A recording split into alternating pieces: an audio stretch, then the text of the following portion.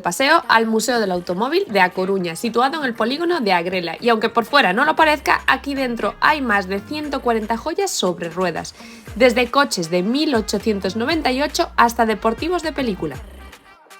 Se trata de una colección privada única en España, con más de 5.000 metros cuadrados de exposición, una auténtica pasada. La visita te puede llevar más o menos una hora y media y es perfecta para una tarde de lluvia aquí en A Coruña. La entrada para adultos cuesta 10 euros, pero si vas en familia o grupo hay descuentos y los peques lo flipan con los coches antiguos.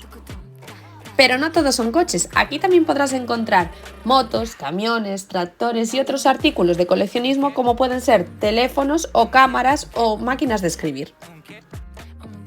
Así que si buscas un plan diferente ahora que llega el frío, aparta los fogones por un día y arranca rumbo al pasado. Nos vemos en el Museo del Automóvil de A Coruña y luego, eso sí, pásate por el centro para unas tapitas.